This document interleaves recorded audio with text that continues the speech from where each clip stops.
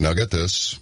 Daryl Sims, the alien hunter, is the world's leading expert on alien abduction. His 38-plus years of field research has focused on physical evidence and led to his groundbreaking discoveries of alien implants and alien fluorescence. As a former military police officer and CIA operative, Sims has a unique insight to the alien organization which he believes functions similarly to an intelligence agency. He is also a compassionate and skilled therapist who has helped hundreds of alien experiencers all over the world come to terms with what they've witnessed. Let's bring on board the bridge of the ever-loving mothership, Daryl Sims. Welcome. Daryl? Where is Daryl Sims? I'm here, John. I was afraid you'd been abducted, man. I was worried for a minute. Not lately. Excellent. You know, you're an ex-CIA guy, yeah? Well, I worked in the company for 2 years I volunteered during the Vietnam War, which a lot of people didn't do. They kind of went the other direction. But I was sheep dipped or picked up literally out of the military and placed into the Central Intelligence Agency for 2 years during my time with the military, and then spent my last year in the military in Korea. So that ended my 3-year tour. Okay, so it wasn't the Vietnam thing? No, it was not Vietnam. I actually stayed in country and helped provide security and other things for a top-secret CIA installation, which trained JOTs, or what we refer to as junior officer trainees, or basically the spies or NOCs, these people that are going to be out in the field spying and doing this sort of thing. And you're an ex-military policeman as well? That is correct, sir. Well, I'll tell you what, that's a couple of pretty serious lines of work there. So what in the world led you to become the alien hunter? Well, that you might say I was a captive audience. I get it. By that, yeah, certainly. I didn't have a choice. I simply, I mean, the story's on my website on alienhunter.org, but basically the story is that I opened my eyes and I realized someone was in my room when I was 4 years old in Midland, Texas, and I couldn't figure out why somebody would be in my room, first of all, in our little tiny house, and it was freezing cold, wintertime, and whoever it was didn't have any clothes on, and they were awful white. And as I thought, what is that? It turned around. Apparently it heard me thinking, and it turned around and looked at me and realized it had made a mistake, that I was awake and it had failed in its purpose of me. I shouldn't know what's going on. Right. And I do. And when it turns around, I'm really freaked out because it doesn't have any clothes on, and I can't figure out why it's walking toward the wall anyway, because I figure it's going to bump into the wall. I didn't know it was going to go through the wall. I had no idea because I didn't see it come in. And the most interesting part of the story for me was that when it turned around, as a little boy, of course, I noticed it didn't have any clothes on. It didn't have a TT. It didn't have a belly button, and I couldn't figure out what in the world was going on. Man, now that is something else. And this happened when you were 4 years old? That is correct, sir. Okay. Look, I may be jumping around. This is just going to be one of those conversations, just me and Daryl hanging out, and we'll just jump all over the place, and you bring us back on track, because I will pull you off track, trust me. I get the sense that these creatures can't really do much to us, but they can cause us to do things to each other. Is that closer or farther away? I mean, I understand that people have been probed and abducted and had all kinds of been implanted and everything else, but they don't seem to be. They're kind of weak when they put their spikes on. Well, I think the best way for me to describe my position on this is to relay the idea that the alien, in my opinion, is they're not races of aliens out there. When we're talking about these 6 or 7 types of alien beings that are reported most often by the UFO community or people in general who see these entities. And by that I mean the particular entities we're looking at, first of all, generally is that little gray guy, and he stands about 3.5 feet tall. He's got an IQ of about 80. He's got a boss that looks just like him but stands taller than he is, about 5 foot tall. That guy's got an IQ of about 100 and 50. He's real intelligent. There's a mantis-like creature that stands 6.5 to 7 foot tall. He's got an IQ about 180. There's a humanoid that looks what some people refer to as the Nordic. This guy is about 6'2", 6'4", and he's very intelligent. And then there's another creature that some people fail to put in the UFO field, but he's been seen in these events, and that is this thing called Bigfoot. And he stands about 7.5 to 8 foot tall or even taller. All these, in my opinion, are models. They are not, in fact, races of aliens. No kidding. The DNA comes from here, this planet. Now, this is extraordinary. Just amplify that just a little bit. You say models. What I mean by models is what you're looking at is something. For instance, if you go down to the Chevy store and decide you're going to buy a car, and you look at all these different cars, you say, "Well, wait a minute, what all kinds you got out there?" And they pull out 6, 7 different kinds of cars. You're looking. Those are 7 distinct different types of cars, but they're all made by the same guy, so to speak, the same company. Those are models. They're not races of anything. They're models made for the purpose of interaction with mankind, and their purposes are very, very hidden. They don't want anybody to know that. Obviously, they don't. There's a lot they don't want us to know, but they're very secretive. They're very deceptive, to say the very least. They lie, and they lie consistently. And they are in fact models. They are entities designed for the purpose of interaction with mankind. Unbelievable. I don't think I've ever heard anybody say this before. Now, wait a minute. You hold a master's level in hypnotherapy. Is that correct? That is correct, sir. And you're also a medical hypnotic anesthetist. That is correct. And what really made you go after the alien was when, as an adult, you found out that your 5-year-old son was also being abducted? That was what turned me from what most people would refer to as an experiencer, so to speak. Someone had these events and didn't want them, and just wanted it to stop and go away. And then one day, while we were at a property, we own 4 acres of property out in Huffman, Texas. It's right, literally, just a few miles down the street from where the Cash Landrum event happened, where those people were radiated by that object, and I think that was a military operation. But the point is, at about 2:30 in the morning, I realized something was tragically wrong, and I had felt that feeling, but not felt it since I was 17 years old. And I got up and ran as fast as I could. I ran past my son's room, past my daughter's room, in the living room, and there was my son standing there in a deep trance, 5 years old, looking out the back window. He's still in trance, just like I was in my bed, basically, not understanding what was going on. But the only difference is that what they did on him worked. By that I mean they programmed him that you're not supposed to remember, and he didn't remember anything until the next day. But my wife came running in there. She was looking at me, confused. What's wrong with him? What's he doing? What's going on? And finally she looks at me and says, what is it that you haven't told me? And that's when I had to belly up to the bar, so to speak, and tell her about my alien abduction experiences, and something I'd never told her before. And now my son was a victim of the same event.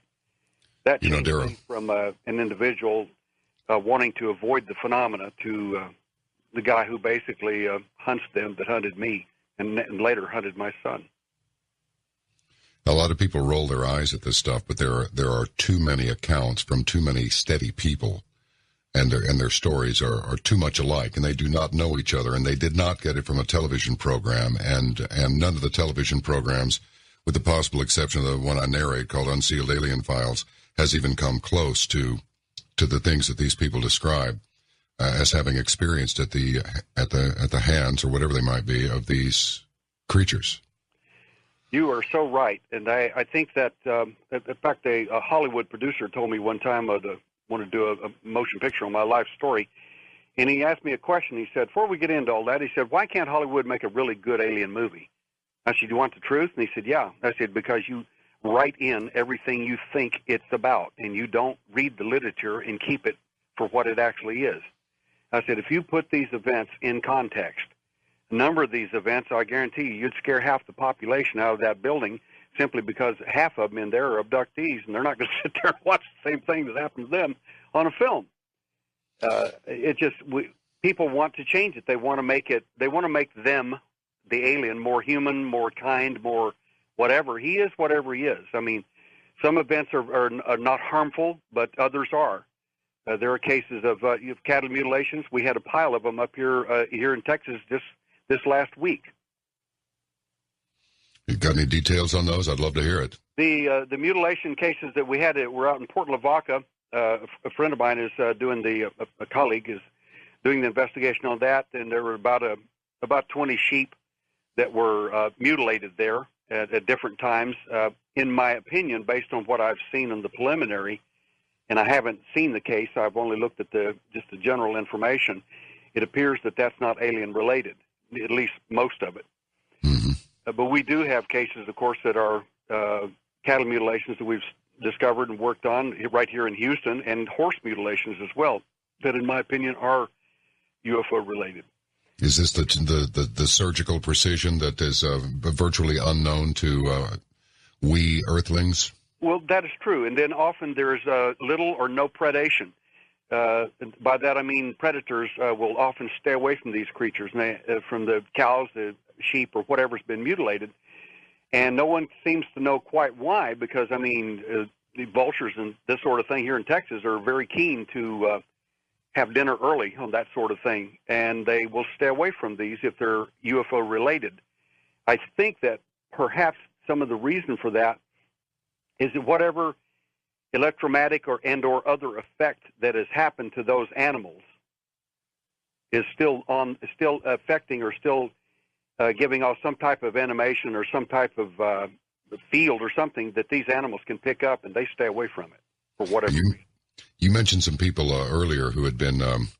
It appears that they are. Were the people you were talking about that had been subjected to what you said might have been a military operation? They're the ones that wound up with radiation burns. Is it the same bunch? That is correct. That's the Cash Landrum of people. There were two ladies and a little boy. They stopped. They saw a bright object come down. It was, in my opinion, a military operation. It got away from the military.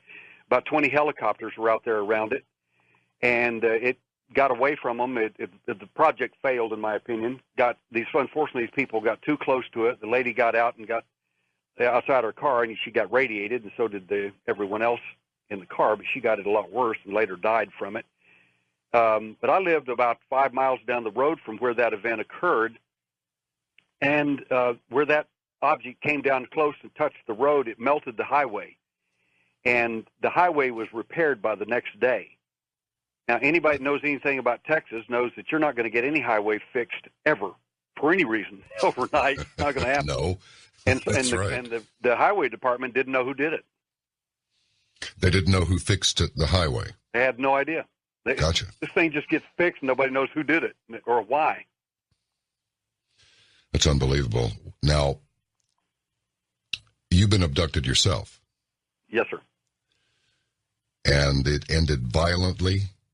We're using the word violently at age 17? That is correct. My events were actually quite short compared to some people.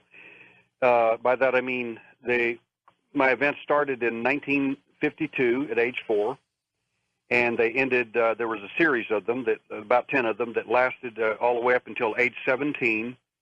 And in my last event, it ended very violently, and I've never told anyone the events of my last event, and the reason is twofold. Is number one is because the entities that showed up in that last event, you will not find in any UFO literature, and number two, I've found 8 people so far that have had a very similar event, and they have described the entities with great detail. So I know they didn't make it up because it's not in any literature that you can copy. I mean, you can't go read it and find it and say, oh, yeah, me too. So when people tell me they've had the same event, I want to know the same. I want to know what the details are. But the interesting thing about any of this, if you're an abductee or a contactee, a contactee thinks these events are often favorable to them or favorable to humanity, even if you don't like it. abductees don't agree with that. But my point is that you have to question your own events. You just do, for your own sanity. How could this possibly happen? And in my last event, where these 5 entities came into the room, they kicked open the door, actually, and the fact is that the door knob and lock were broken off and laying on the floor the next morning. Interesting thing is my dad got up, looked at my door, looked at me, and strangely said, "Well, you're a little tough on these doors." And what's interesting is no one heard a thing in the entire home during the night. I mean, no one heard a word, and that's all he said, and he walked off. I should have got in trouble for that, but I didn't do it. But that's what you look for in these events is evidence. And that was my first big hint that something seriously went wrong, and that I wasn't dreaming, that in fact it did happen. Now I got a question for you. How do you reconcile a doorknob on the floor and a forcible entry by these creatures? Let's just call them that. Well, in that particular event, and walking through walls. They were not coming for an abduction, and they were coming for the kind of way to describe this for the audience that they might better appreciate it is to use the term MIB, or Men in Black. They weren't really like that, but they're along that league. And some people ask me, what exactly were they? I said, if I had to describe it by a term, if the alien had an SS, it would be them. Mm-hmm. It'd be the Enforcement Division. The Enforcement Division. Man, this is just too much. All right. When we come back, it would really be good to know when a group of them shows up, are they all the same, or is it a collection of different models, as you mentioned earlier? Our guest tonight, he hasn't been on the program since he was on with George Norrie on October 1, 2009. And he's back again. He is Daryl Sims. His book is Alien Hunter, The Evidence in Light. Check out his website, alienhunter.org, and stand by for more. This is the Saturday night edition of Coast to Coast AM. All right. Daryl, are you there? We're having to go to Channel D. I'll tell you what we will do is just, let me just let you take the floor and just take the lecturer's podium and tell us when these crews of aliens show up, are they all the same? Are they all at the same time?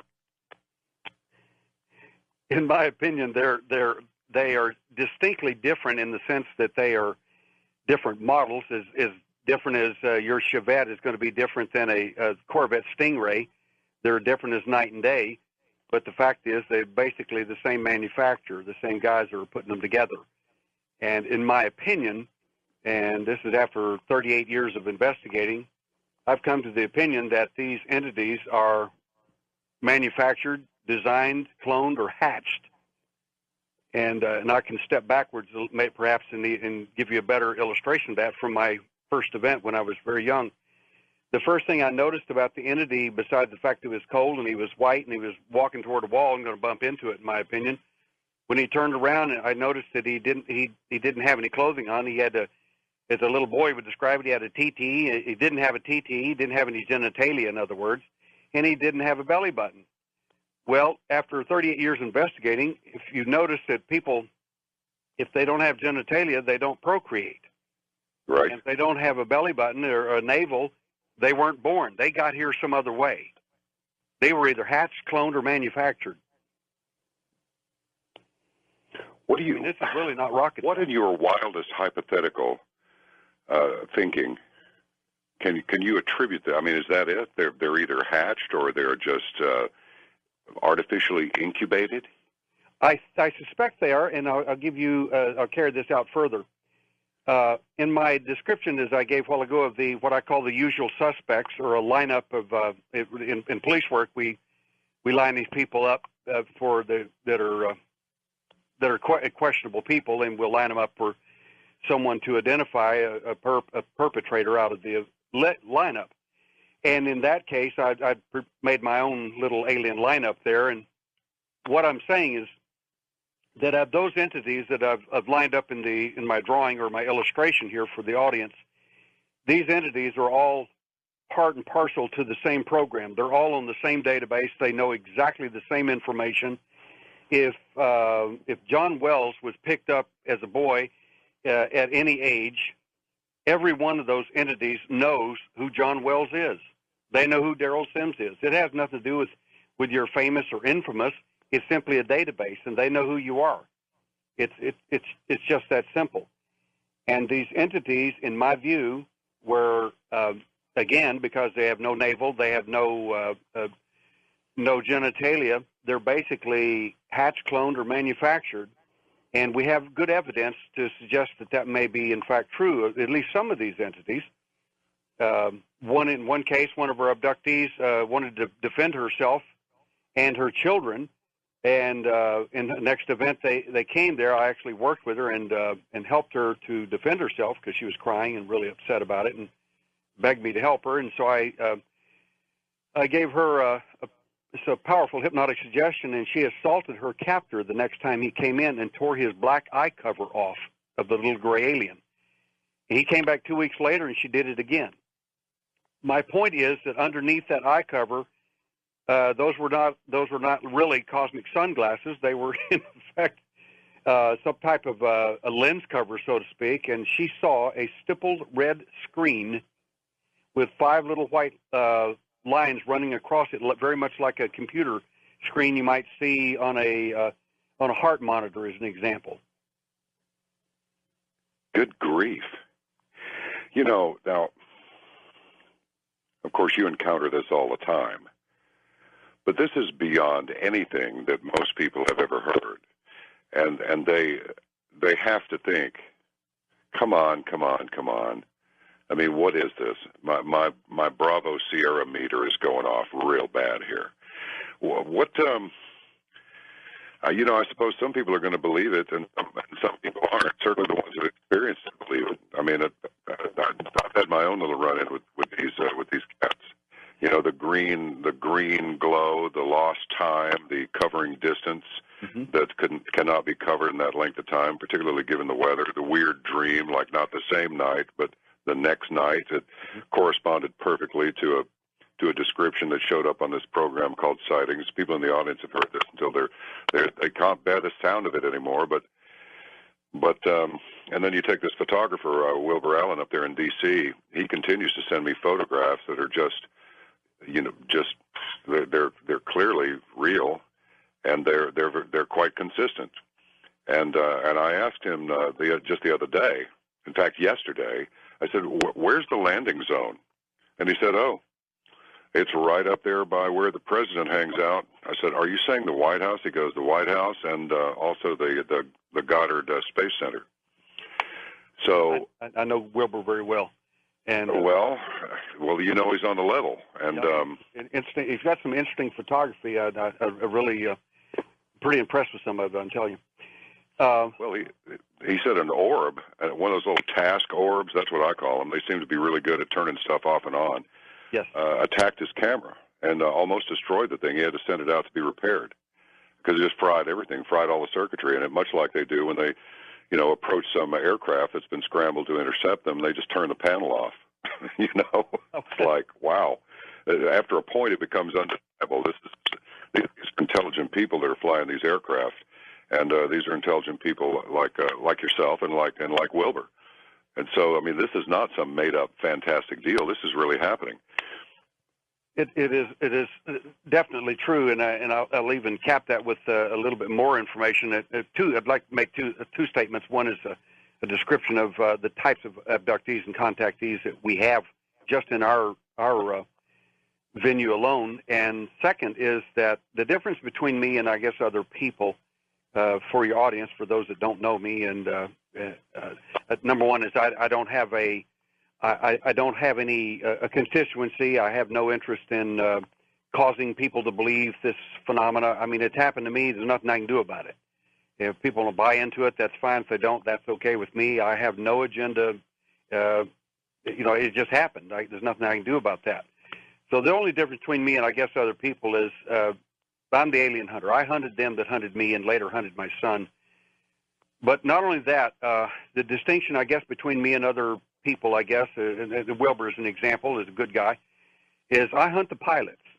I don't hunt the UFOs with a camera or take photos of them. I'm looking for the pilot. I want him. Definitely.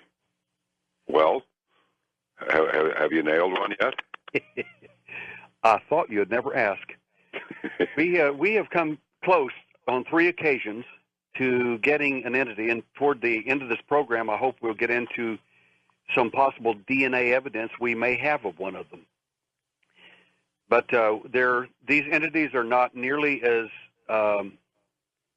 intelligent as some people might think they are. Again, I mentioned they were models, and they do have limited intelligence. Some are very smart, and some of them are not intelligent at all, and they make mistakes.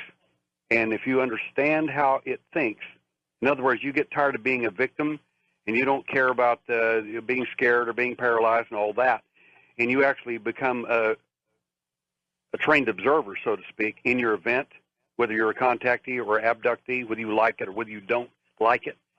If that is the case, then you'll start to learn things about them, and you'll start to find out how they think. You'll notice that some of them are not very intelligent at all. They make all kinds of mistakes.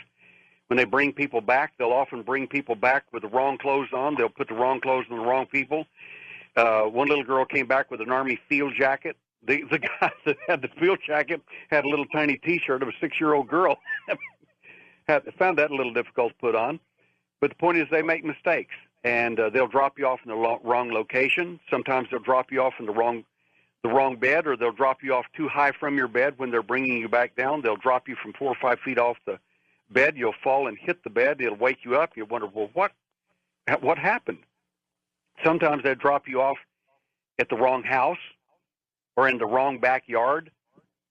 And, of course, that I'm sure the wife or somebody would probably say, well, that was a drinking problem.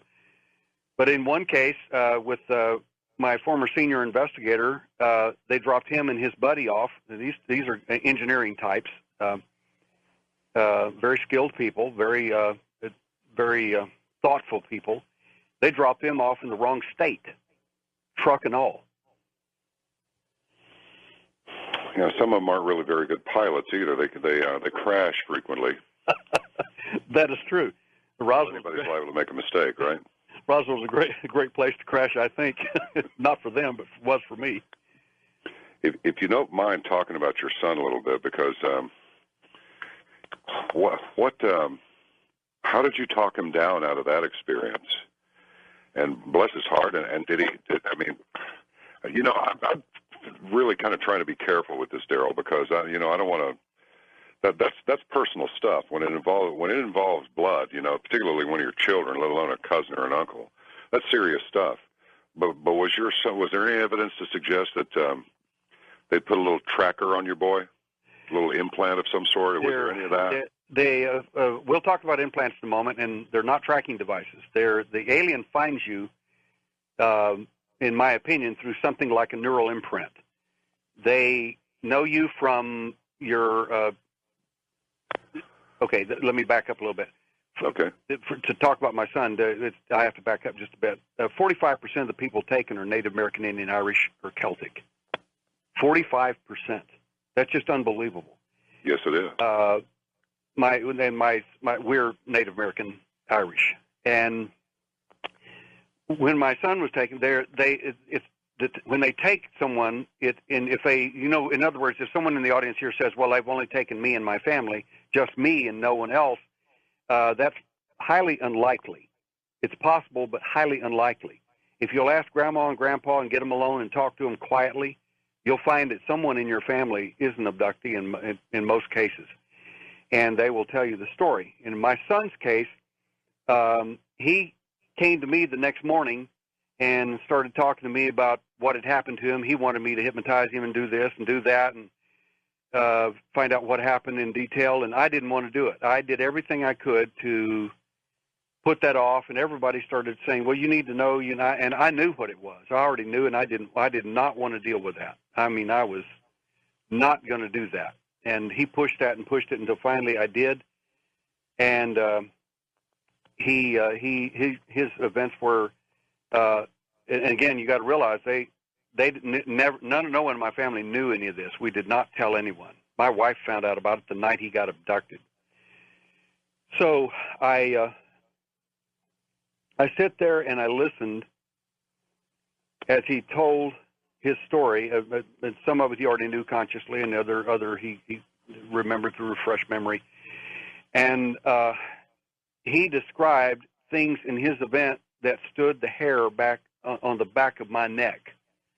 And the more he spoke, I just started crying, because I realized that I was 17 years old when I met that entity, and I barely survived it. Here he barely survived it. Here he is, a little boy, and my tears went from tears to anger, and from that moment on, I decided I was going to hunt them. They didn't read your resume before they decided to mess with your son. I don't care who you are. I don't care if you believe the aliens are here to save the planet, fix the ozone hole, or whatever. Right. Anybody that takes children and harms children, I don't care who you're from another planet. I don't care if you're this planet. You're my enemy. If you hurt children, you're my enemy. It's that simple. I don't care who you are. You can call it anything you want to. You can call it alien abduction. You can call it helping out mankind or whatever. When you hurt children, that's all there is to it.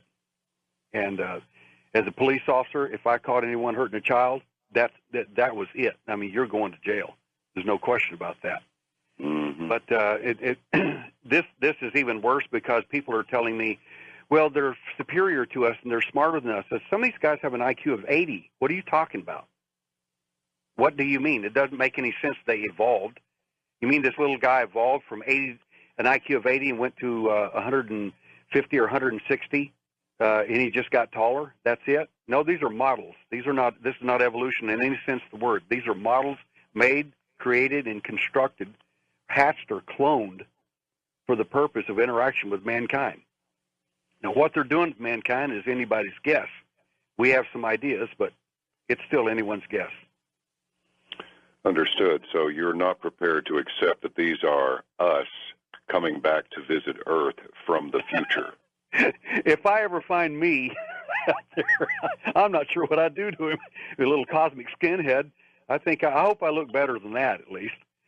The fact is that there are two different events that happen to people. Once you come into alien contact, you have contact experience. You become you either like them or you don't like them. You become what I call a honeybee or a killer bee. The honeybee honeybees are like bees. They're contactees. They're kind, very gentle, good people who think the funny little man in the white suit out there stealing their honey is probably supposed to do that. Bees don't have any funny little men in white suits that are supposed to be stealing their honey. On the other hand, abductees are Native American, Irish, Celtic types.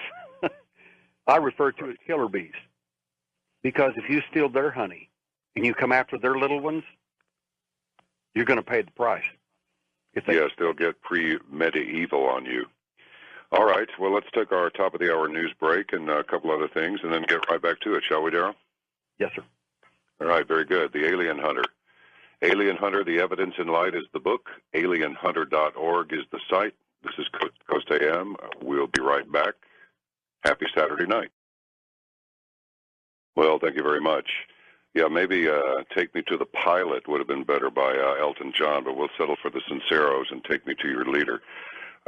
Probably the typical protocol would be to Hulk just completely ignore the fact that we're experiencing some technical difficulties, but we are. And Sky Chief Brian just said, "Don't worry, Commander Wells. I'll make it happen if we have to use tin cans and some string." So we have it going on. It's also in the minds of some tempting for us, that is on this end of the broadcast, to embellish and make something out of nothing. But the fact of the matter is any time that we have a controversial guest on the program, we get a little of this, but tonight we're getting a lot of it. So we'll carry on and just do the best we can here. And when the systems come back up, then the systems will come back up, and we'll keep working on them between now and then. Our guest tonight is Daryl Sims. He is the alien hunter, and his story is very, very compelling. We've got a long way to go, so make yourself a proper cup of tea and come right back. This is Coast to Coast AM. Stand by. Okay, Daryl, let me ask you something. Do you find that the majority of the abductees are adults, or do these abductors target children? And if so, why do you think they do this? They do target children, and almost everyone's events, even if they only discover them when they're older, when you work with them, you'll find invariably that most of these people were taken when they were children. The reason, and I'll make this as clear and as easy as possible, is the fact is that children are innocent, and they're impressionable, and it's easier to program children than it is adults. And abduction is still kidnapping. It always has been, always will be.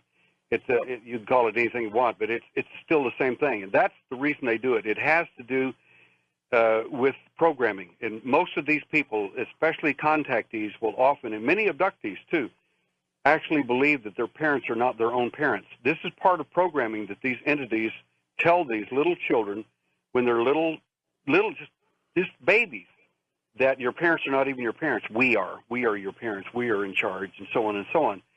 It's just mental brainwashing is all this is. It's just really some sick stuff, in my opinion. It is some sick stuff, and I have to go back to the inevitably. I have to go back to the ancient text, and do you see? And if you don't, it's okay. But I have to ask: do you see what one might categorize as a religious crossover here? Do you find any correlation between coded messages that appear in Scripture with some of these things that are actually happening? It just seems like what you're suggesting is they're trying to take the humanness out of the human and just separate them from all of the fundamental elements of this reality. Starting with your parents, as you just mentioned. That I think you've hit it pretty hard there, and accurately. That number one, that they're interested in causing a division in the family. They do this, and it gets much more complex than what we were discussing here. But to answer the second part of your question, is they're by the nature of what they do and the history of what they do, from ancient texts, from the ancient Warkans, the Sumerians, Ugaritic text, Sanskrit, the Bible, Hebrew, Greek. It doesn't make any difference. Anywhere you read this material, you will ultimately find, even from a religious context, Christian context, Hindu, it makes no difference.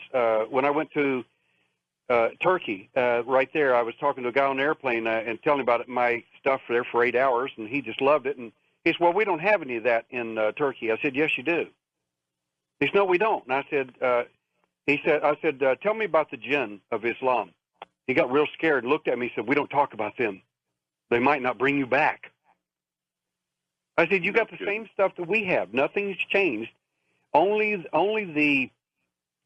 the viewpoint of each culture has changed. If you're in Ireland, it's the wee little folk and the fairy folk.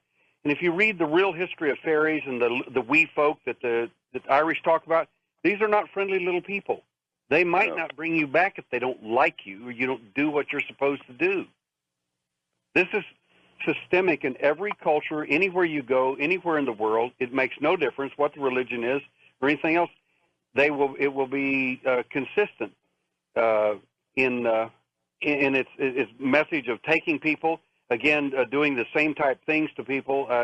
I've got 1,600 cases worldwide, and it makes no difference where I go, anywhere.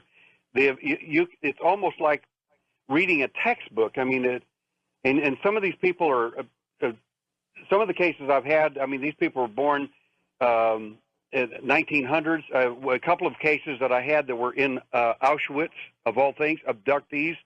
And I mean, one of the ladies, you could actually look at her, and she still had the numbers on her arm. And these are just as clear an abductee as anybody in the world. It made no difference. These people are engineers. They're brilliant people. I've got people who are prisoners. I mean, in prison, still getting taken. In one case, the guy's guard got taken with him.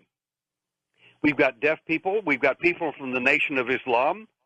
We've got mental cases. Now, I'm sure some people will laugh about that and say, yeah, probably most of you. But the fact is, we've got mental cases that were referred to me directly from MHMR because of their abduction phenomena. They said even though they've got a mental difficulty, there is something going on with them. In fact, the doctor that referred them was an abductee herself right at HMR here in Houston. So you're completely right in your take on that. And the next direction I think you could go from there is literally to look at it from who's next on the list to visit them. If there's a problem with abductees, if there is a difficulty and they need adjusting or they want things fixed or changed, something really radical begins to happen. And what happens is they will send what we refer to as a MIB. A MIB is an individual called Men in Black, kind of like the movie Men in Black, the tongue-in-cheek movie. But there are two kinds of MIBs, really. These MIBs are literally a surreal type, which is the real alien type, which they, believe it or not, they wear a black coat, long black coat, and a large black hat, and they absolutely baffle the abductee when they see them. They scare them. They don't know how to do. They don't know what to do with them. They're not like the alien. They're connected, but what are they? And you're looking at another bottle, but it's a milder form of the enforcement division. These guys are there to fix problems, to make things work, to get results, so to speak. And we've got plenty of evidence of this sort of thing happening. You've got another kind, and I'll only touch on this briefly, a second kind of MIB, and these are government-type people. They were especially showed up in the 1950s and 60s and intimidated a lot of UFO witnesses. And these government-type people, sponsored by the government, would question people and so on and so on. Recently, and this is all I'm going to say about it, one of my abductees was contacted by one of these MIB types, a government MIB. And I don't mean alien, I mean the government style. And later, whenever I finish with that case, I'll report back to you, John, and let you know what exactly happened. But I think there's going to be some evidence in that, some real, actual physical evidence of the government involvement in that program. Clearly, the government knows that these UFOs exist. There have been stories circulating for years, and now they're resurfacing. And again, they've been put into some of the episodes, Unsealed Alien Files, about a meeting between President Eisenhower twice with aliens in New Mexico. So, I mean, the story has a great deal of credibility to it, and I lived in, believe it or not, you're not even going to believe where I lived. For 13 years, I lived in Alamogordo, New Mexico. And guess what Air Force Base is right next door? Holloman Air Force Base, where the event took place that you just described. Yeah, this is very interesting. So there are two types of the Men in Black. The ones that are, I suppose, they're human. They're just government agents, and then there are the other ones that I understand. If you don't comply, I mean, people have said that if you don't comply with their requests, they become really agitated and confused, and they really don't know what to do if you resist them. Is any of this in your experience? It is true, and I actually can give you a couple of illustrations from my daughter-in-law fled Brazil to come to the United States to get away from the alien phenomena. Oh, she Lord. came and stayed with us for a while. My wife and I agreed to let her come in. Of course, she wasn't her daughter-in-law then. She was just an individual that I'd met in Brazil, and she begged us to stay for just a while with us and so on. We agreed, and anyway, she had two sets of events I want to tell you about. One of them, it's going to match exactly what you said in the beginning about was there a religious context to it? There was. And the second one deals with the MIB specifically and even more. The first one, her abductions always occur on the third month, third day at 3 a.m. Now that's rather interesting, and they occur in threes. They're going to be 3 events, 3 days in a row, at 3 a.m. And their first encounter, it happened. We woke up the next morning, and she was crying uncontrollably, and she had apparently been crying half the night, and wouldn't tell us anything. And we woke up, and she was crying, and I said, "What is the problem?" She's crying, and she kept talking about they came.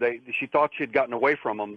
Fleeing Brazil, coming here would do it, but they followed her, and she was terrified. And she picked up a piece of stove wood from our fireplace and acted like she was going to hit this entity. And he backed off, and he left, but she was still scared and holding her firewood for a long time. And she told me, she said, I said, "Well, it's okay. It's all over. Maybe it was a bad dream or whatever." I try to console her with all that stupid stuff that people like to tell people that just isn't true. And she says, "But my events always happen in threes. They'll be back tonight." And I said, "Well, I will be awake tonight, and I, the alien hunter, will be there. So we'll see what happens." So I'm hoping, well, this will be cool. Something's going on in my own house. I look forward to this. Let's rock. Right. So anyway, I'm working on a computer about 2 in the morning and trying to stay awake. And I get thinking, wait a minute. If this is going to happen 3 times, why waste the event? Why not try something spiritual just to see if something happens? If it doesn't, so what? If it does, then I found something out that's investigations. That's what it's all about. So I prayed about that event, and I absolutely felt 100% comfortable that the Lord would actually take care of her, and it would be okay. And most people say, "That's crazy. You shouldn't have done that." Well, I did, because it's been my experience before, whenever this peace that passes all understanding comes upon you after prayer, that there's something really remarkably good going to happen. Anyway, next morning, we wake up, and she's crying. So she's crying, going on, and I thought, oh my gosh, I thought you were going to be awake. And I said, I was, but I thought, she said, "But let me tell you what happened." And I said, "Okay, what happened?" She said, "It came through the wall again." And I said, "Okay." And she said, "I picked up the firewood again. I was going to hit it, and it backed off." And she said, "Something so evil, I had never in my life known anything like it. I didn't know something like that existed. It came through the wall after him." And I said, Really? "What'd you do then?" She said, "I was so scared, I dropped the firewood, and I was just shaking." And she said, "I did not know what to do. I wasn't paralyzed. I wasn't asleep. I'm standing up with a piece of firewood looking at this thing." She said, "I've never seen evil before in a personage." And she said, and then she started crying. I said, "What?" And my wife looked at me confused, and she said, the young girl said, "An angel came through the wall." And she said, "You can't imagine how fast those 2 entities got out of that room." I said, "Are you absolutely?" She said, "I'm telling you, it was an angel." And so it's fascinating to me, and we've had this happen in rare events, where an angelic will show up during an abduction. If that happens, it'll ruin the abduction event, and I guarantee you will not have an alien problem that day. Yeah, you don't want to mess with one of them. Not according to Scripture, you don't. No. Well, let me ask you this. Was she able to describe what this angel looked like? It was... she made me a drawing of it, actually. I should probably post that. Yes. But it was angelic. There was no question about it. And the third night was what was fascinating, because I realized, I said, I promise you on a stack of Bibles, I will be there. I will not go I don't care who tells me what or what happens. I will be there. I will be there at 3 a.m. and I will be there. And so, and she slept on a little pallet in our living room. And anyway, 2:30 in the morning, I grabbed my razor sharp Japanese sword that's had over $1,000 worth of work done on the blade alone. Understood. And I'm sitting there next to her, and she sits up at 2:45 in the morning, breathing, scared and everything. And I looked at her, and I reached over and touched her on the forehead, and I said, "It's all right. I'm here." She lays back down, and I tell her to go to sleep. And I'm sitting there waiting, hoping that Mr. Cosmic Skinhead wants to come through the wall and scare me. Go ahead and, give it your best shot. Anyway, I'm sitting there, and at 3 o'clock in the morning, she sets up exactly, because I'm looking at my watch. 3 o'clock in the morning, she sets up in slow motion, in a deep trance, looks over at me and says, "They know you're here." And I said, "Yes, sweetie." I said, "Now they know I'm here, and I know that they know that I know, and I know that they know that I'm here." And it's amazing to me that they don't have enough courage to come through that wall and do some of the things to me they used to when I was a kid. Well, I'm not 4 years old anymore. I'm not 10 years old anymore. I'm older. I'm a killer bee now. I'm not a honey bee. You're not going to steal the honey and get away with it. You're going to pay the price. I said, one of these days, when these cosmic skinheads are going to find himself on the other wrong side of that wall, and I'll be waiting for him. After that, I stayed with her for a while, and she laid back down, went to sleep, and I went back to bed and told my wife what was going on, and that ended her event. However, this is the MIB event. A few months later, I've got a bunch of boxes of books and papers and tons of stuff. I'm working on my first book.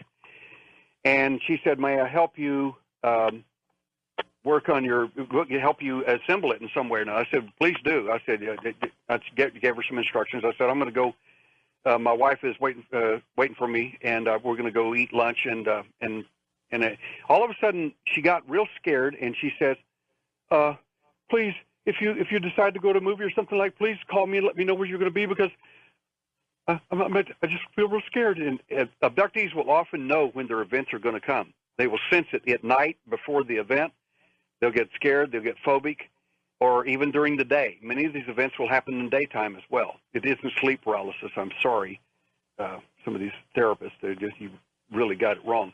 Anyway, so I go to lunch. I lock the door, leave, go to lunch, meet with my wife. We're eating lunch, a couple of fish, really good sandwiches, and they have it on paper, large paper setting where we're at, and that's kind of important for the story. All of a sudden, we're sitting there talking, having a good time, just drinking our tea and eating the fish, and all of a sudden I said, "Oh my God, they're in our home." She said, "What are you talking about?" I said, "Doris, they're in our home right now." And I grabbed all the food, and this is insane. I grabbed all the food, let's grab the drinks, and we ran out to the car. I got in the car, handed all the food to her, and drove as fast as I could to get home. While I was on the way home, a MIB, she heard a knock on the door after I'd left, and she started to lean up on the couch to get up, and she looked up. Just as she looked up, there was a guy standing there with a large black brim hat with large black coat, very tall, standing there looking at her with she said it kind of looked like a book or a computer or laptop, but it wasn't. She said, and he kept telling me, look at this, pay attention to me, look at this, and trying to focus her and to hypnotize her into whatever he was going to do. And she kept looking around, and finally she jumped one way, and he moved, and she jumped the other way, and she looked and saw the bolt had still been thrown in the door. He did not walk in the door. That lock was still locked on the door. She had much enough consciousness to understand that. That is unbelievable. All right, let's take a little break here. I'll tell you what, the time is just speeding by, and we've got a lot more to come. So everybody just hold your position. We'll be right back with Daryl Sims. All right, Daryl Sims, Alien Hunter, you've got the left seat, so just take it away. All right. I'll tell you, these radio circumstances, I'm telling you, I've never seen anything like it. Every time I seem to get on these programs, there is a difficulty, either with somebody's equipment or mine, and it's beyond the pale when you see this over and over. But to finish up our story, and then I want to tell you a second thing about a wonderful TV program coming on. It's going to be really neat. To finish up our story, about the MIB, they imitated the young lady had lived with us for quite a while, and she had met my son. They fell in love with each other, and were going to get married. And anyway, long story short, is they imitated his cologne and tried to make her think that he was there, and trying to get her to allow them to remove an implant from her head. And of course, she didn't know she even had one. She's like, she couldn't figure this out. And the second entity showed up to enforce that. This entity was bigger than the MIB, even taller, and looked different. And she described him, and my hair stood up on the back of my neck because that was one of the entities in my last event. And again, he doesn't show up in UFO literature. So here I am getting things confirmed about my own event by people who weren't even alive when my events occurred. This is just amazing to me. So they removed an implant from her ear, and my wife and I came rushing in. We literally unlocked the door, he came in, and she was walking around incoherent with blood all caked down her neck, and it was the biggest mess you've ever seen. She was terrified, incoherent, and so on. And I told my wife, take her in the bathroom, search her, and find a scratch cutter on her, find out where that blood's coming from. And we could find no incision, no place whatsoever, but she described the biological implant that was removed from her ear, approximately 5 inches long, about as thick as a pencil lead. And it's the first time I'd ever seen one like it. And, of course, the reason we think they did that was because of my implant research, and I think they thought I was going to figure out that she had one and find it. And, of course, after 24 surgeries thus far on people all over the United States, and now we're doing some in Brazil, removing these alleged alien implants, you can just imagine that this is the most unusual implant I'd ever heard of at the time. And for those that want to understand implants and that sort of thing, you go to my website at alienhunter.org, and you can click on books, and there are 2 books there, but better, even more fun if you like, is click on the videos that are there, and you can actually see an implant in someone's hand at the Roswell Museum while I'm doing an examination on the individual at the museum itself. I'm a board member at the Roswell Museum, and I do implant and other presentations there every year. What do these implants look like, Daryl? They look like all kinds of things, John, just really bizarre-looking stuff. Everything from tiny, tiny spheres that are placed inside your nasal passage. That happened to me when I was 12 years old in 1960. That's how I discovered the alien implant, not because I was particularly smart or a good cop or anything else. I simply was present during the event, and I remembered it. Some of these little objects are very, very small and about the size of a pinhead, and they're gold spheres. Sometimes as many as 4 at a time are placed in a child's nasal passage.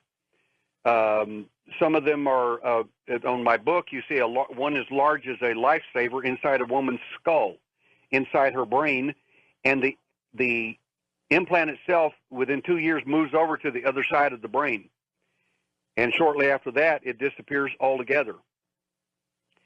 It absolutely amazing stuff to me. I'm just floored at the stuff we found in the implant work, and the evidence, physical evidence we're finding in these cases is what makes everything real to me. I mean, I know the events are real because I was there, I saw it, and I see what's going on with these people is exactly what happened to me and other people. But more important than that is something rather remarkable. There's evidence. There is actual evidence. If you know what you're looking for, if you know how that alien thinks, if you understand his logic, and you understand how he's made and how he processes his data, you can understand a lot about his flaws and actually capitalize on his mistakes and his lack of intelligence, and in some cases, their over-exuberance and their cockiness, because some of them are so smart they don't think that anybody can do anything. And that is going to be their undoing, in my opinion. But the last thing I want to tell you is something really, really wonderful. We're doing a show for Animal Planet. It's a 4-part series involving UFO alien investigations. It's called Uncovering Aliens.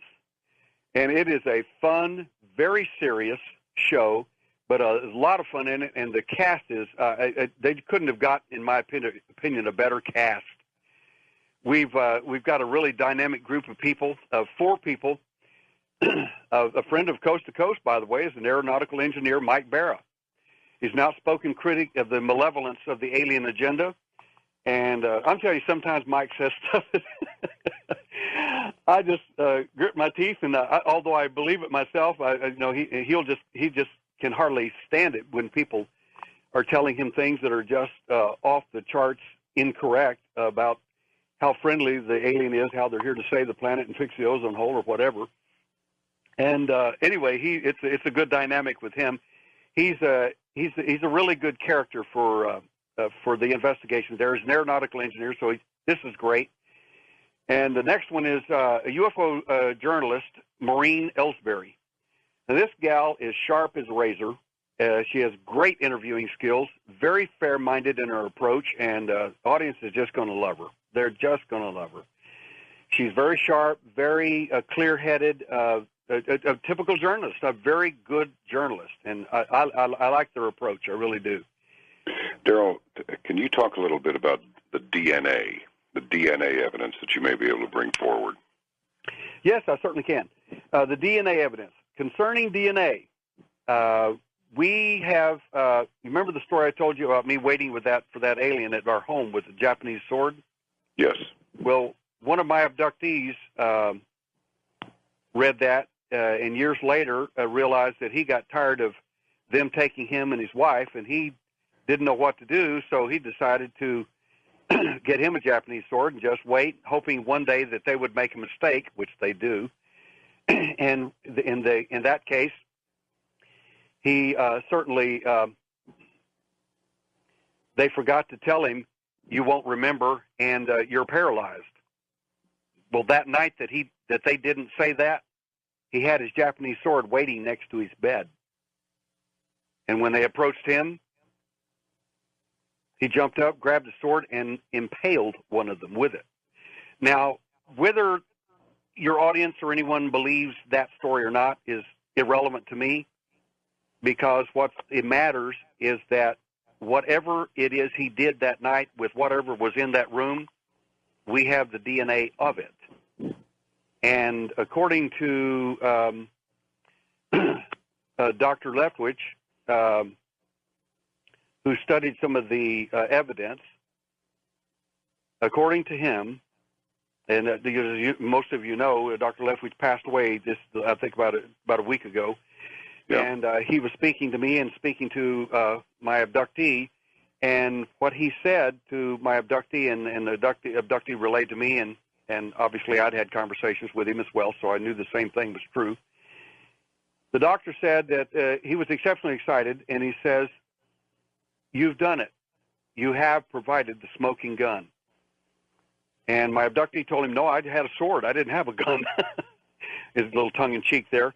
And right. Dr. Levengood said, "The sample you sent me is the only tangible biological evidence that exists to link cattle mutilation samples that I have personally studied of the aliens, and the gray aliens and specifically."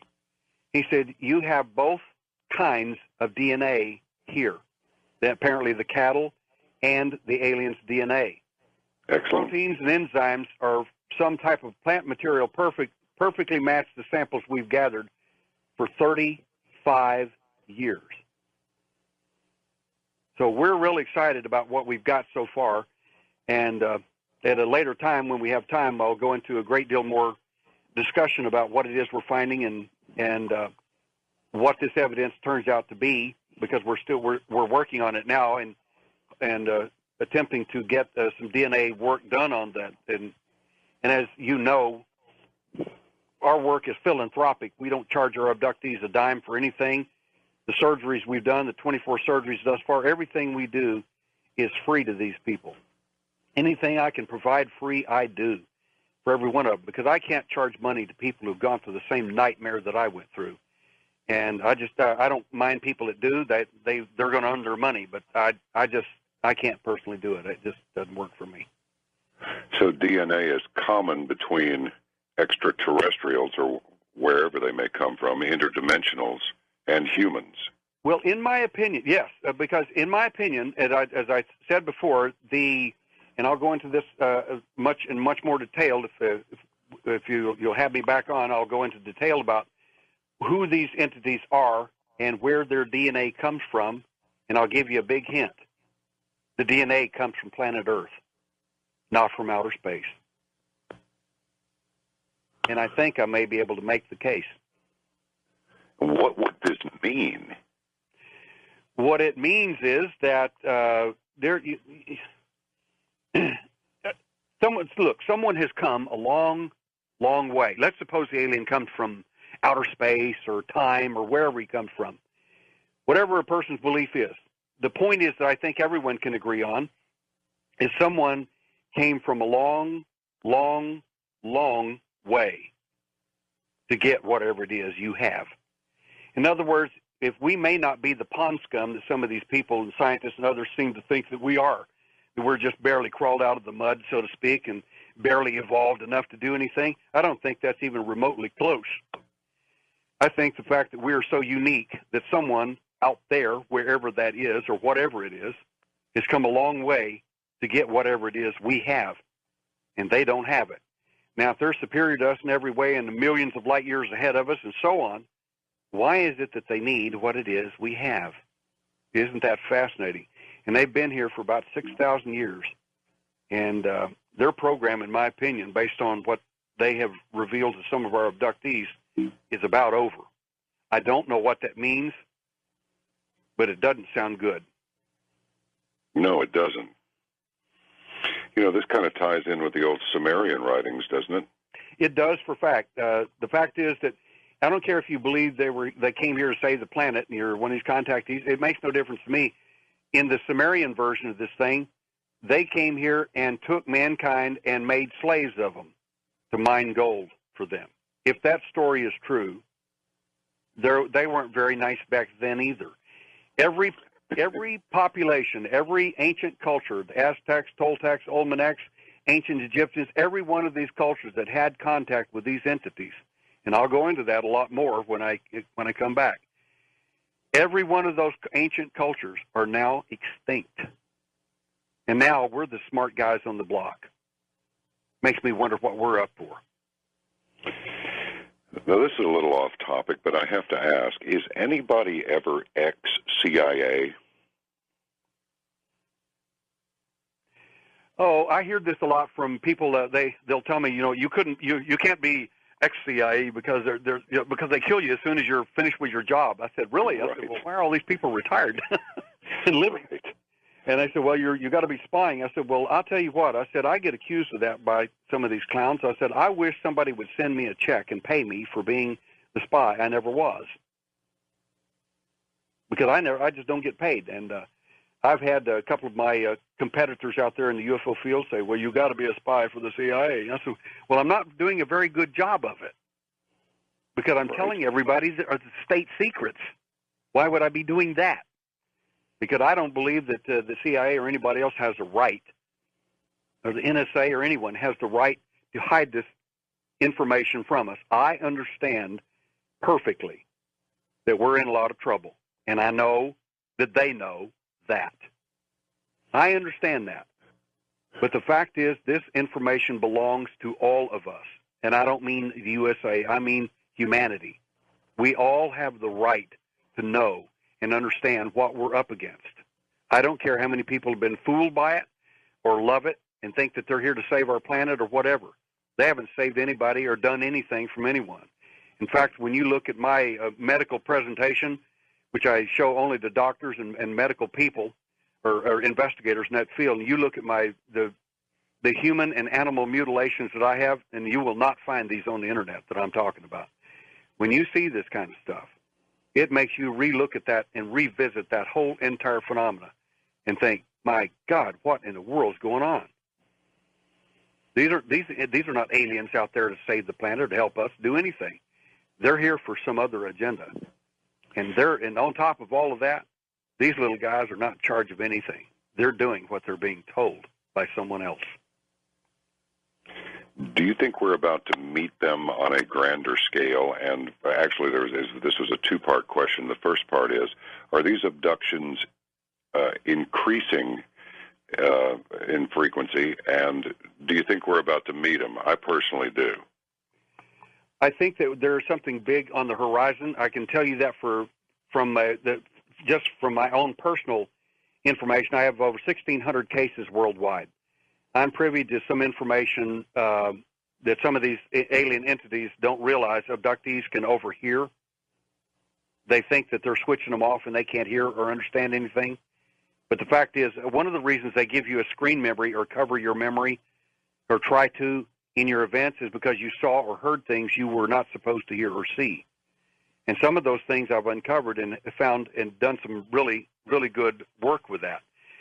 And in my opinion, it's coming to a head. Whatever it is, it's coming to a head. There's no question about that. We're in for it, whatever that is. All right. Then let me ask you one more thing. Is there any advice you can give to anyone who may be abducted in the future as to how they can hold on to their memory of the event and how to protect themselves psychologically from the effects of an abduction? If you're an abductee, you're a person that comes into contact, or your children do this sort of thing, and you want to help your children, my best advice to you, and because it's going to mean a lot more to the people who are involved in this, if you will simply email me, go to my website at alienhunter.org and click on Alien Hunter there, go through the site and look at everything, but email me personally and say, send me the information on how to defend myself. I'll send you about a dozen things that you can do to defend yourself. All kinds of things that will fit your belief system. Some, if you're a Christian, it'll fit your belief system. If you're not a Christian, it'll fit your belief system. If you're Hindu, it'll fit your belief system. I've got things for everybody. It's great stuff, and some of the stuff is wonderful. Well, all right. So we've got a couple of minutes here. What's the next step for you? Is this to follow up on the DNA sample? Oh, it is. We have... Our whole interest in this business is physical evidence. I mean, not that I have to have physical evidence to prove to me anything, because I already know it's true, and I already know enough about what's going on for 38 years of investigating. I get it. But the fact is that we need evidence to tell us a great deal of information, more very specific things that we need to know, and obviously to bring the scientific and medical community into the field as well, so that they will look at this with a very different eye. Daryl, thank you very much for being with us on the program tonight. We will bring you back soon. I have your contact numbers, and I'll give you a call during the week, and we'll get you back on the program as soon as we possibly can, okay? I look forward to hearing from you personally. Thank you very much. That's Daryl Sims. He is the Alien Hunter, and his book, Alien Hunter, The Evidence in Light, his website is alienhunter.org. Sorry about the poor transmission quality tonight, but as we say out here in space, stuff happens. Take care. I'll talk to you later. This is Coast to Coast AM. Was there ever a better band ever? It's just amazing. Some people will say, I don't like the Beatles at all. They're just like, and I'm like, stop right there. I'm not a violent man, but if you say anything ugly about them, I may become one. John B. Wells in for George Norrie tonight, who is taking the night off and leaving me with you, which I'm delighted to do. It's an open line euphonic Friday, so as I like to say, from the Yukon to the Yucatan, from Europe to Utah, and all points in between. Calls are lined up from Hollywood, California to Texas, New Jersey, and Minnesota, and we're going to get to each and every one of them if you'll just hang in there with me for just a minute on the other side of this break. Here it comes. This is Coast to Coast AM. Welcome back to Coast. John Wells in for George Norrie, and let's bring Vicki in Hollywood on the wild card line onto the main deck of the mothership. Vicki, are you there? Yes, I am, and thank you for taking my call. I love listening to your voice. It sounds so peaceful, mature, and humble. Good grief. Thank you very much. And I love the topics that you cover because you bring out a lot of truth. You bring out more truth than some of the other folks who do this show. Well, I'd like to say sometimes, just as a qualifier,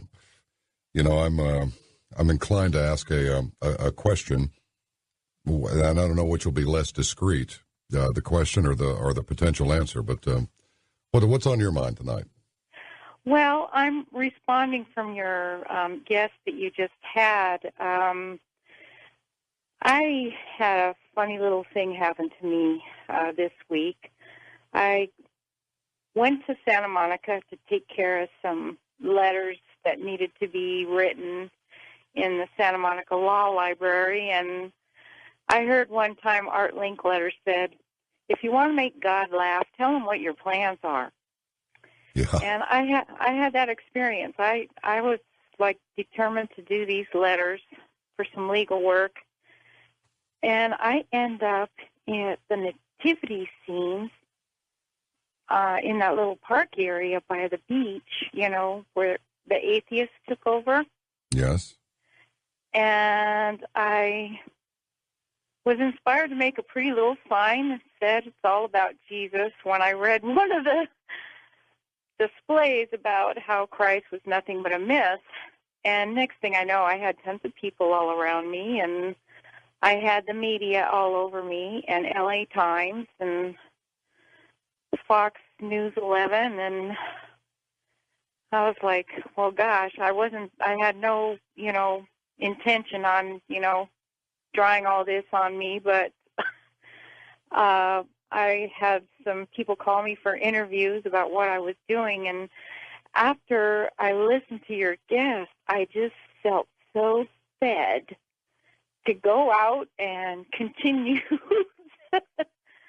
And right now I'm really relating to Gideon, who is a weak, feeble man in his basement stomping on wheat and kind of hiding from the enemy, and God sent him out on a great, great mission. And I'm just this weak, feeble woman with fibromyalgia and a lot of pain in my body, but I was so overwhelmed with the joy of Jesus that I didn't even feel the pain, and I went out there and held my arms up all day long with a sign that says, it's all about Jesus. And they plastered it all over the front page of the LA Times yesterday. Thanks very much for your call. And if that brings you joy, then that's what you need to do. Sometimes I read these emails, which, by the way, you can send me one because it's just you and me now. Our guest has moved on, and it was really good talking with Mark Anthony. I hope he comes back soon. That's John B. at coasttocoastam.com. There are two things that'll get you in trouble quicker than just about anything unless you make a career out of it, in which case you're getting paid for it, and that's discussing religion and politics. And many people have expressed their opinion that can't really get into this religion thing too much because that sort of violates the spirit of the show, but which is, paranormal and the unexplained. Now, my view of the world is I can't think of anything much more paranormal or unexplainable than our existence here. When I see some of the things going on in the world, I have to ask myself, now, where are we? Why are these people taking such delight in making strange images of what was already weird? And then, of course, the Suleiman, who called a while ago, talking about visions of, nuclear disaster and so forth. And there are some people out there, and we've discussed this many times, that just really want to watch the world burn, and nothing would make them happier. Those are the ones that we have to fight against. We're not supposed to be just passively accepting of that form of annihilation. But I do find it interesting that when politics then becomes intertwined with religion, the current administration has just put out their Christmas card. The news report today indicating that Bo, the dog, he was not able to put his paw print on the Christmas card. And then the next story is that the PC police have threatened members of the House of Representatives against wishing constituents a Merry Christmas if they want to do so in a mailing paid for with tax dollars. So I'll say this once and I'll be done. People are wearing out this separation of church and state thing. Henry VIII wanted to dump Catherine, divorce her, and so he separated from the Church of Rome, made his own church. We're not supposed to do that. We're not supposed to establish a church of the United States as there is the old COE. That would be the Church of England, and that's the beginning and end of that. So, I don't know. They sure blow a lot of dough on other things. I can't imagine that sending Christmas or otherwise a seasonal greeting to your constituents. I mean, maybe such a thing would that would be using our tax dollars to keep the postal system from going bankrupt because, well, I understand they're in the red again this year to the tune of several billions of dollars. So let's go east of the Rockies to Sharon in Stockdale, Texas. Are you there, Sharon, or did you give up on us? I hear something. Okay, forget about it. Let's talk to Steve in New Jersey. Hello? Hello, how are you? Hi, I think you're doing a great job, John B. Wells. Well, thanks. I'm hanging in here by bloody fingernails. Well, it's on your mind tonight. I wanted to put a message out there for all these warmongers and all the people of Coast. To every morning when you wake up or when it hits you during the day or just before you go to bed, maybe all 3 times, just think of the earth and all the people and wish them love, peace, harmony, and forgiveness. I think that will help with mass consciousness. Well, that's a pretty good message. It's funny. People go, oh, love, you're going to love us out of everything, right? It's like they make it sound as though love is this wimpy little sort of extra appendage of an emotion that has no power. It's the most powerful force that there is. And that's an excellent message. And thank you very much for passing it along to us, Steve. What about Rob in Brainerd, Minnesota? Hey, how are you tonight? Great, how are you? So I got a comment and a question. So okay. A couple of weeks ago I was listening, and I was pretty sure it was Ian Punnett was on, and there was a caller from St. Cloud, Minnesota, and he was talking about the night before he had seen this light in the sky, like a star, and then it moved, and it was gone. I seen the exact same thing, which is kind of crazy. And then I had a question. You were, a couple of days ago I was listening, you were hosting, and you were talking about there's something else now in the chemtrails. Yes. Topic thing. What is that? Well, I've been watching these things since about 1998. Mm-hmm. I've been amazed that I said, what do you make of that? And finally, I walked up to the car window at the post office. And I said, ma'am, excuse me. I just want to ask you a question. I'll keep my distance. She goes, oh, that's all right. And she must have been 90. And I said, do you notice these things up in the, I think I've told the story before, but not everybody got the message. So if I'm giving you a rerun, I apologize. I'll be brief. But I said, do you notice these unusual trails in the sky? And she looked at me with this little grandmotherly grin, and she said, yes, I do. And it's not normal. But at my age, it doesn't really do a lot of good for me to be overly concerned about it. So I started getting into this thing, and of course, it's pretty much established that there's aluminum oxide in them and barium in them, and so forth. And I noticed that people seem to, in about 48 hours after a really good dose of this stuff, if anybody else observes this, I would be validated or repudiated, one or the other, if you would send an email and just let me know what your observations are. But it takes about 2 days for this to happen. And if you're looking at people in traffic, they are not gesturing with their fingers. They are not blowing their horns. They are not being aggressive in any way. They are sort of like behaving a little bit like ants that are on the same trail, but there are a bunch of them going in both directions. So they're sort of bumping into each other a little bit and kind of going, oh, you're an ant, okay, and they go around. They're getting along, but they seem just ever so slightly, not really disoriented, but just more toddling than disoriented. Then, of course, come the respiratory infections and the sinus infections and so forth.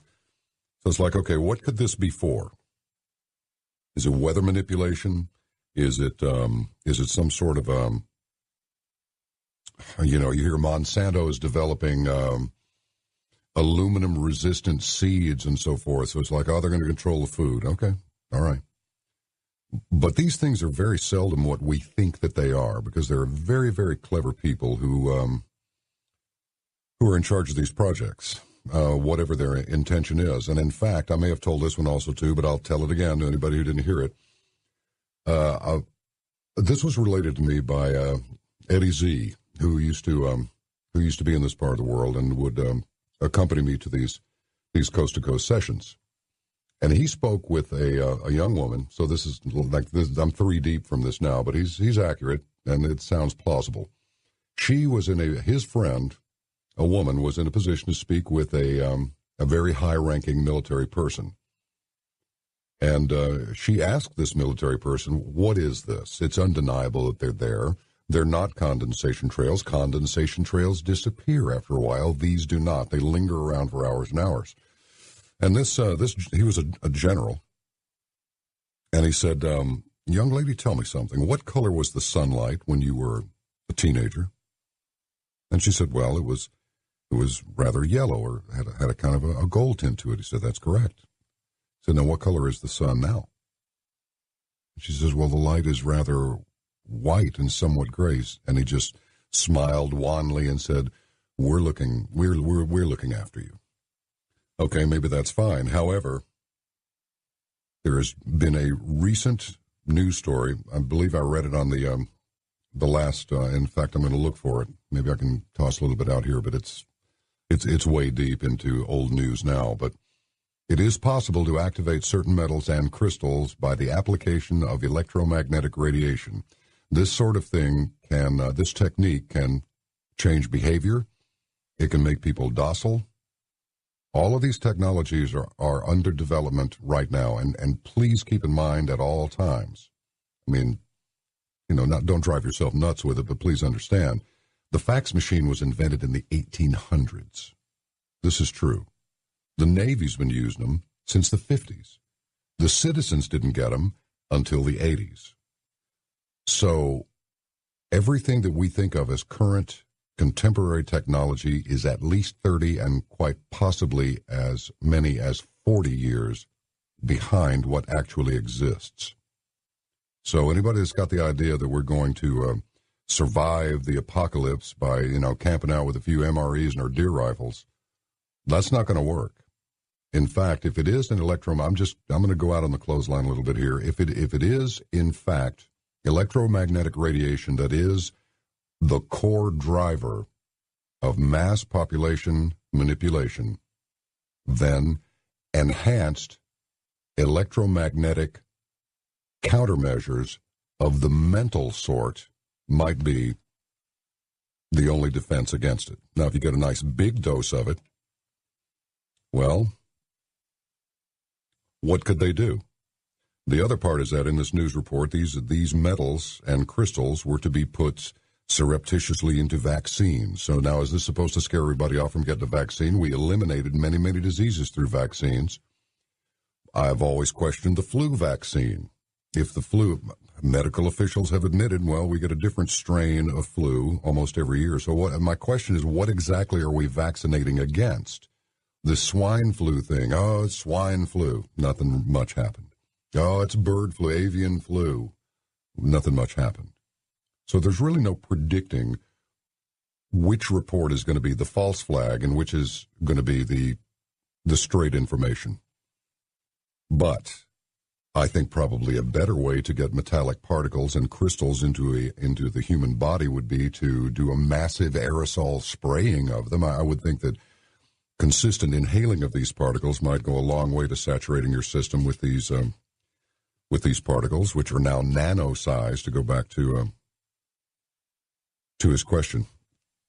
And so there it is. The only solution to the problems that we are going to be faced with, and which we are, in fact, now being faced with, are control of politicians and become smarter.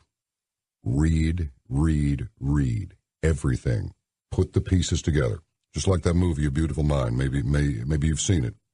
John Nash, genius guy, schizophrenia sufferer. He's looking at a page, but he seems to see a secret message there because certain words pop out at him.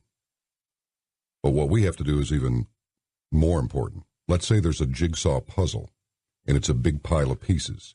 The first thing we have to do is understand that not all of these pieces go to the puzzle.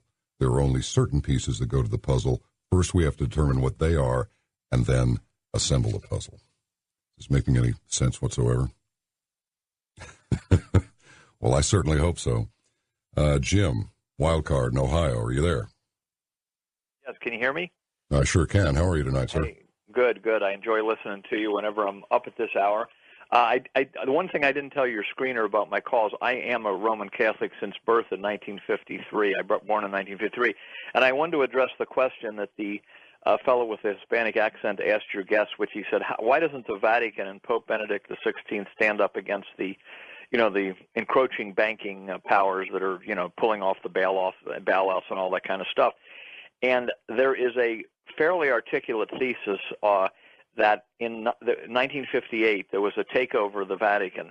It is a historical fact that there were 5 minutes of white smoke that came up on October 26, 1958. That was 17 days after Pope Pius XII died, but no pope came out. 2 days later, Pope John the 23rd came out and was hailed as good Pope John by the world press. Now, any Catholic that is, and we might add to make this relevant to what the guy asked. A few months ago, you might have seen that Benedict XVI called for a World Bank. Did you happen to see that in the news? I just got a passing glimpse of it, yes. Okay, he called for a World Bank. Now, here's what I would say is happening, and I don't know if it's within the rules for me to give Google search words or a website that I promise you has no advertisements or trying to make money on it, but the thesis is this. The cardinals were threatened by a nuclear threat in the conclave. The Cardinal Siri was elected, was pushed aside. 2 days later, John the 23rd came out. And ever since then, every Catholic of my age knows the Mass, the sacraments, the architect of the churches, the catechism, everything has been changed since 1958, especially around Vatican II. Now, people may like that or not like it, but everyone knows that there has been massive changes. So I believe what several particular authors have said, that's what happened, that the Vatican is now run by the encroaching banking systems that are oppressing the world. They've been in total control since '58. And if I could say one other thing, we're in the eclipse of the church, according to this thesis. This is where the Vatican would be taken over. We're going to go into church and state are going to sink, and it's going to end in 3 days of darkness, where a tail of a comet comes through the earth, perhaps. Oh boy! But after that, we will have. We've got a hard. Hold, Jim, you hold the line, all right? I'm going to get back to you. We got a hard break coming up. Wells in for Nori. This is Coast to Coast AM. Now, Jim, you stay there. Just a couple of quick things.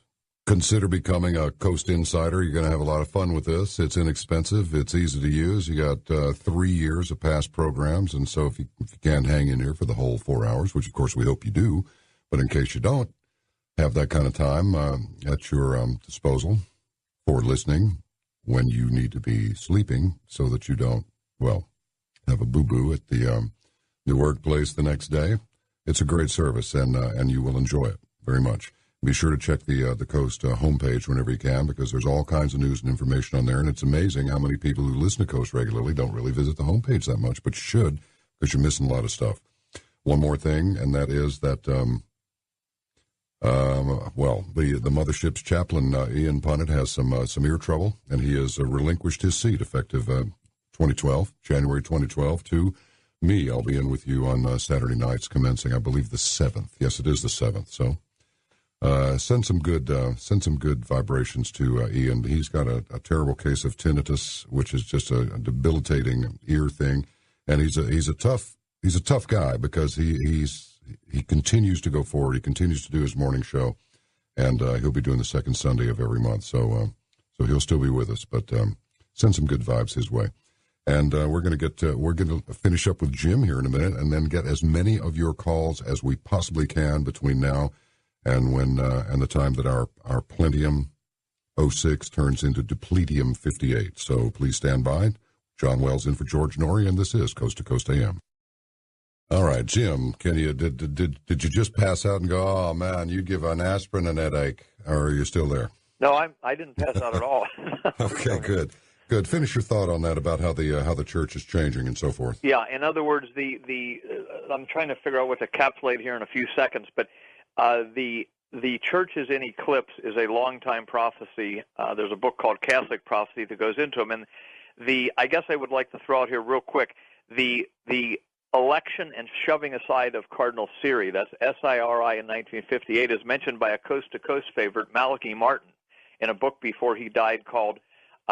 His book is called I'm having a brain glitch here. But Malachi Martin's book, on this book, page 6, the keys of this blood. It's the keys of this blood. The keys of this blood, pages 600 to 610. He talks about Siri being elected, shoved aside, And Paul L. Williams, who's a famous author on the War on Terror, he wrote a book called The Vatican Exposed. Now, he's not a Catholic and he's not anti-Catholic, but he's just not trying to be an apologist for the church. And he says he produces in there the CIA documents that says white smoke went up, Syria was elected and shoved aside.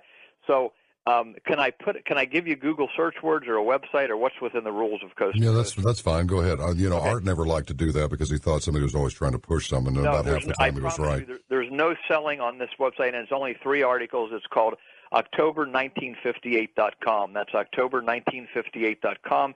And at the bottom of the white smoke articles, you have links to 3 other articles, but there's no advertisements on it. So for people interested in like 212 and the 2012 and that type of thing, I can finish up by saying these prophecies, in other words, these would be anti-popes. John the 23rd, John Paul II, Benedict the 16th. In our view, those who follow this thesis, these are anti-popes. They're not popes. There's been 39 major anti-popes in the history of the church. Some have occupied the Vatican, and the 3 days of darkness or whatever is going to cause this chastisement will be very rough for mankind. But at the other end, a true pope will be restored in the Vatican. The world will be in a period of peace, and that's according to the Fatima prophecies. And I know you, on Coast to Coast, you've had a few Fatima guests on over the years, too. So I just thought that might be interesting for people. There's also on Wikipedia, if you look up Siri, S-I-R-I, there's pros and cons, because there are some people who have believed this at one time, like Hutton Gibson, the father of Mel Gibson. He believed this thesis at one time. He's turned against it now. So if people want to kind of see a pro and con, they could go to Wikipedia and look up Siri, S-I-R-I. So I just thought that might be interesting to people, especially since the question that guy asked, how can Benedict the 16th be calling for a world, a world bank and all that type of thing? You know what? You're very articulate. I'm just curious. How do you know these things? I mean, what motivated you to get this deeply into it? Okay, I was again born in 1953, raised a very good, in the traditional sense, Catholic education, and I fell away from the faith in high school and college. Of course, a lot of high school and college kids like to fall away from the faith because nobody likes rules in any era. But then in 1974. When I learned when abortion became legal and I was trying to find who's doing all this, I ran into a priest named Father Francis Fenton, and I don't think there's anything about him on the Internet. He passed away. And when I saw him in this speech, I expected to hear a political speech. And when he said the name of Jesus, John, he bowed his head. Now, at 19 years old, that sent a shockwave through me because this had quit happening in the Catholic Church at Vatican II.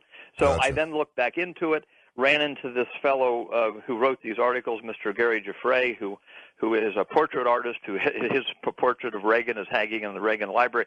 And when I saw this research at October1958.com, I believed it was true, and I believe this is about the most important subject in the world.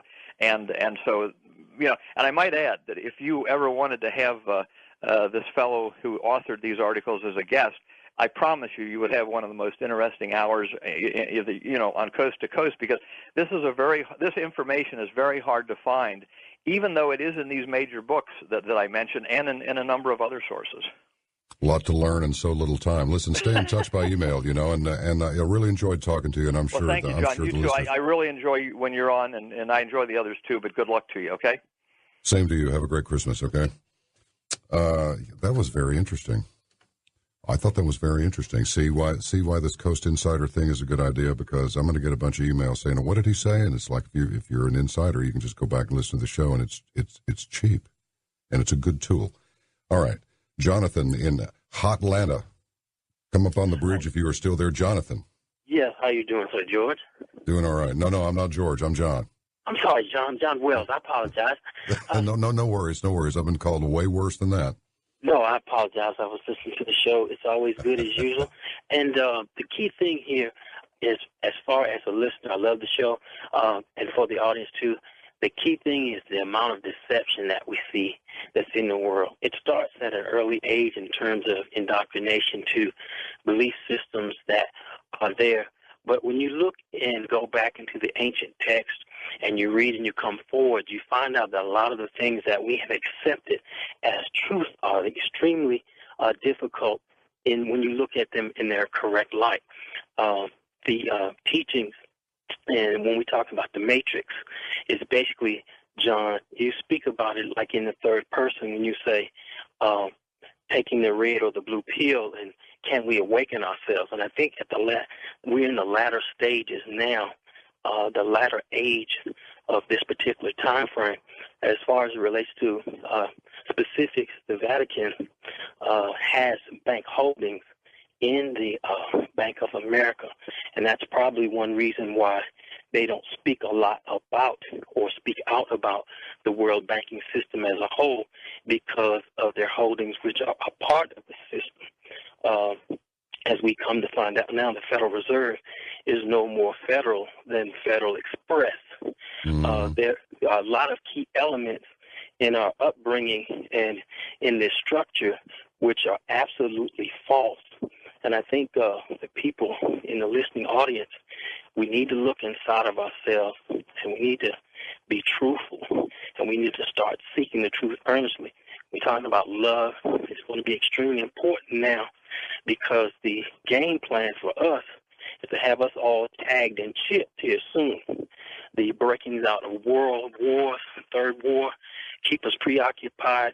There are a lot of trillions and billions of dollars passing hands in the game of war. Ideologies created to make men separate themselves along lines. And when we go back and look at the Gulf of Tonkin, which started the Vietnam War, or we look at the U.S. liberty, and we look behind, if people would just not take everything that they hear without researching and looking at it, they'll find that there's hidden agendas in almost everything that we see through mainstream media. We need to be careful in the last days, and we need to prepare, because they're trying to corral us like cattle and like sheep and send us over the edge. Understood. And they're planning World War III. They're planning on putting us into camps. They're planning on taking the food supply and a whole host of other things that the common person wouldn't dare believe would take place, but it's in the scriptures. We've been warned that if we wouldn't pay attention, they took the commandments out of the school. We look into our world, the United States as a whole. There's killings, pedophilia, murders, prostitution, all kinds of cronyism, theft, and burglary. It's become like second nature now. So there's not that much time left. And Jonathan, thank you very much for your call. Those were some serious words of wisdom. And you know, a lot of people say, listen, we enjoy the show, enjoy your guest, whoever the guest might be. The thing about it is, I'm not getting any satisfaction. I can't get no satisfaction, to use the Rolling Stones verse, about what exactly do we do about it. I will offer this. This may be simplistic. I don't like to think of myself as a simp, but compared to some people, I'm simple. There are some really brilliant people out there. Anytime you have power, it is human nature to want to bend it to your own uses. You join forces with other powerful, that was the whole thing. Arranged marriages. You consolidate your social, political, financial power, and you hold on to it, originally for the benefit of your family. But as you become more powerful, there's a song, I think Morcheeba does it, called Everybody Loves a Loser. Well, why is that? Well, it's because they're humble at the state of their quote-unquote quote marks around the loserness. They're humble, and they're easy to get along with, and they're, unless they're desperate and crazy. Forget that. That's an extreme.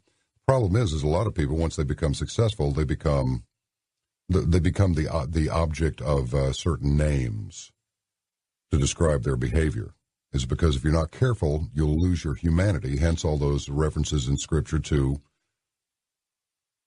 it's harder to get a rich man into heaven than it is to pull a camel or a burro or whatever it was through the eye of the needle, that little narrow passageway in there.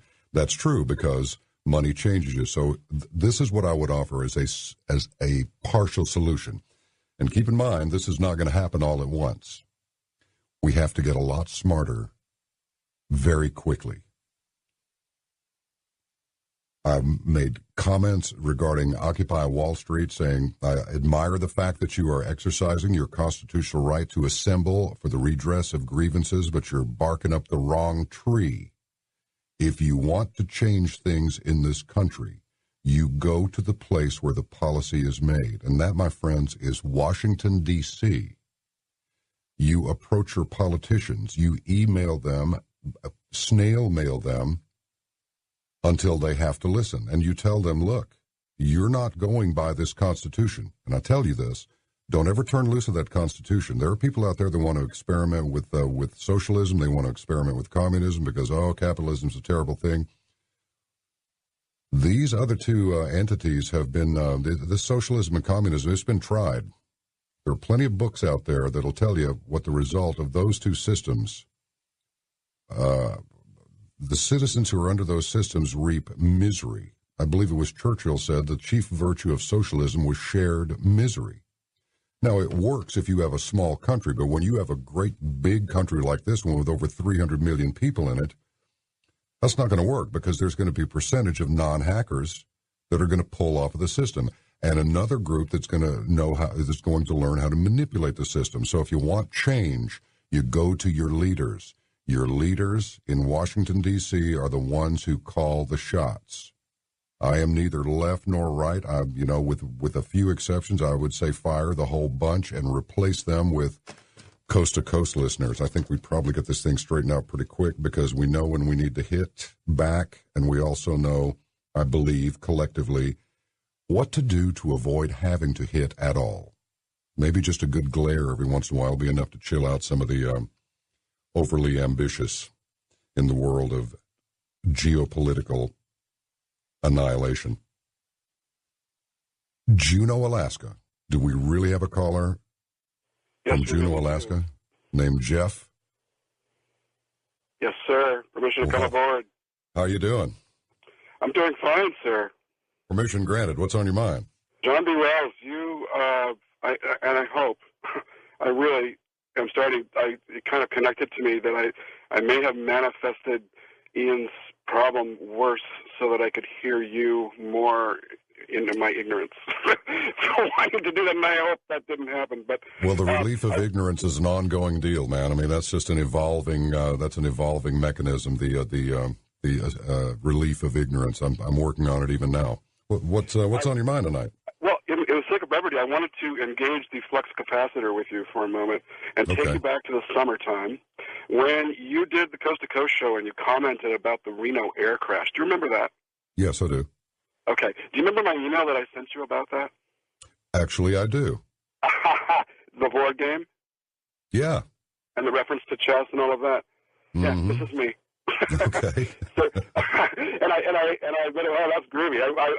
I have been, every time I hear you, I'm wondering, what are you going to bring that up or not? Anyway, but what I wanted to do was I wanted to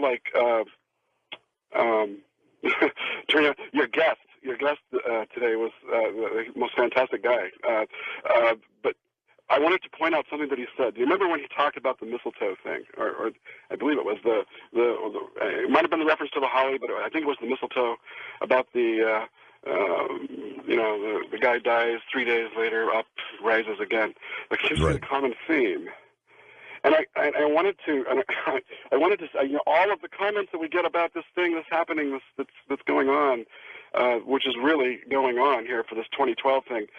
Everybody seems to be concerned with the foam on the top of the sea, and they don't realize that that's just the foam on the top of the sea. What's making that foam is the ocean below it. That's and when correct. you get down into the deep ocean, it's surprisingly how simple it all is. You know what? That's absolutely true. Jeff, if you've got a final thought, wrap it up, man, because we are pushing the clock really hard now, and I want to get Bob in before we have to go tonight. Okay. I wanted to just make a note about our clock that we live by, this thing. If you look at the clock, you'll see that there's a circle with a dot in the middle of it. And anybody that knows anything about astrology will know that is the glyph that represents the sun, or your sun sign. If you look up your astrology sign, you'll see your sun sign will be a circle with a dot in the middle of it. Well, that's exactly what a clock is. And those 12 numbers that go around the outside of that clock, they represent the Earth's path around its star. And if you look at the trines, which are triangle shapes that are made up within those 12 things, you'll find you'll find that the 12 houses of the zodiac are represented on the clock, because that's what That's it is. interesting. It's a Sumerian wheel. It starts out in the number 1 with Aries, and then it goes to Taurus, Gemini, Cancer, Leo, Virgo, Libra, Scorpio, Sagittarius, Capricorn, Aquarius, and Pisces.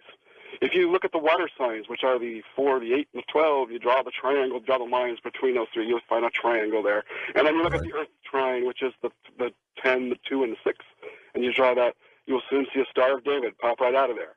And? That's where it comes from. And then the air and the fire signs oppose that with the Star of Solomon, which is just a Star of David turned on its side. And you'll see the crosses that all run through the clock too. You'll have each member of all of the trines represented in all of the crosses, and there are Jeff, I got to go, pal. I'm sorry to cut you off, my brother, but and Bob, I'm sorry we didn't get to you, but look here. The most valuable gift you can give your family, your friends, your loved ones is your time. Time is truly priceless, and after all, you have all the time there is. I won't talk to you before Christmas again, but I'll talk to you on the 29th, and then in 2012 I'll be on Saturday nights. For George Norrie, Lisa Lyon, Dave and L.A. Controller, Art Bell, who started it all, thanks very much for being with us tonight. Merry Christmas.